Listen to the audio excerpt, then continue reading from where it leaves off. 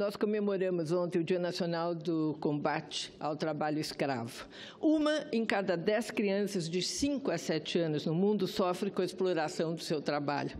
São 152 milhões de crianças submetidas a trabalho infantil, 64 milhões do gênero feminino e 88 milhões masculinos. São mais crianças que estão no trabalho infantil que meninas. No Brasil, a situação é muito ruim.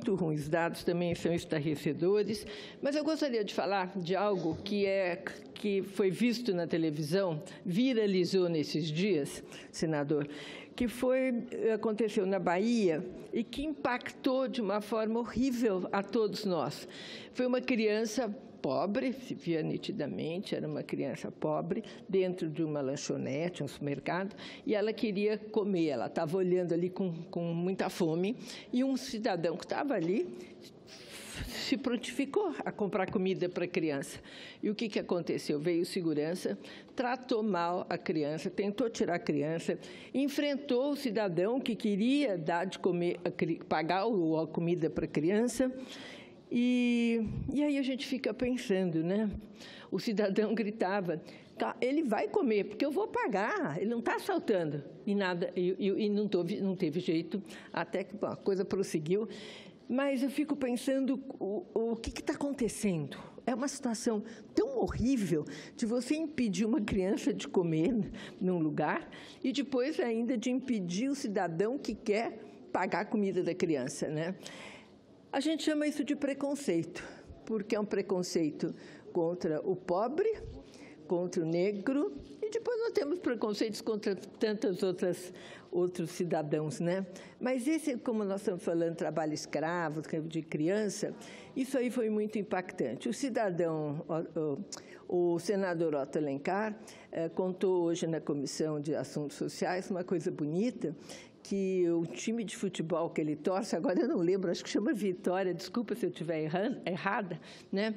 Vai patrocinar esse menino, já colocou o menino na escola, com o patrocínio do clube, e isso eu achei muito legal. Mas eu gostaria de lembrar que nós tivemos uma grande empresa, chama-se Starbucks, tem no Brasil, em todo lugar, que teve também uma situação de discriminação de 2 moças negras que estavam sentadas esperando alguém, mas não pediram nada, e o segurança quis tirar as moças. Aí chegou um cidadão branco, né, homem, e sentou, e aí houve uma situação onde parece que também foi extremamente constrangedora, porque o jeito que estavam sendo tratadas, depois o jeito que passaram a ser tratadas.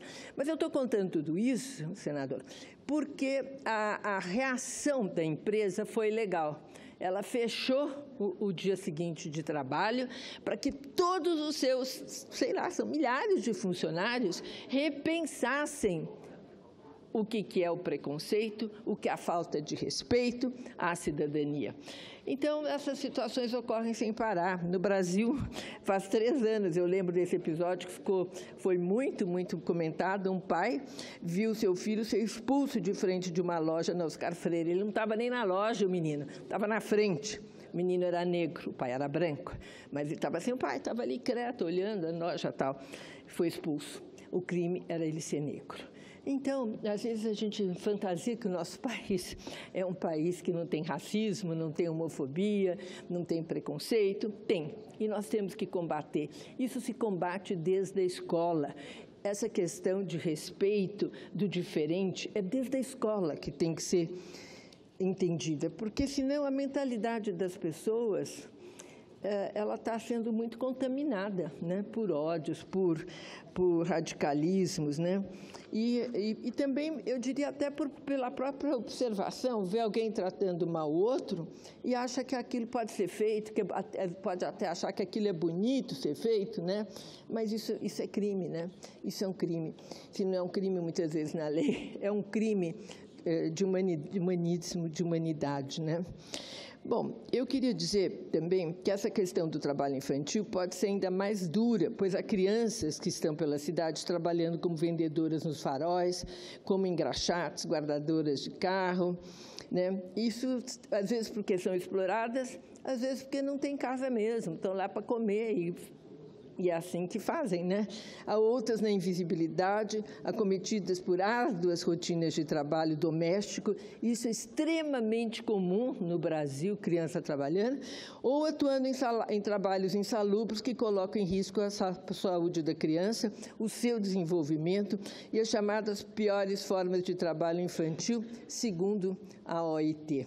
Nós também tivemos vários debates hoje na Comissão de Assuntos Sociais, quando o senador Moca lembrou da questão da primeira infância, da importância das sinapses que são feitas no cérebro, da questão do carinho, da alimentação, e como tudo isso faz diferença, e como nós estamos meio parados no tempo, né? A nossa educação não lida com essas questões por preconceito puro, né?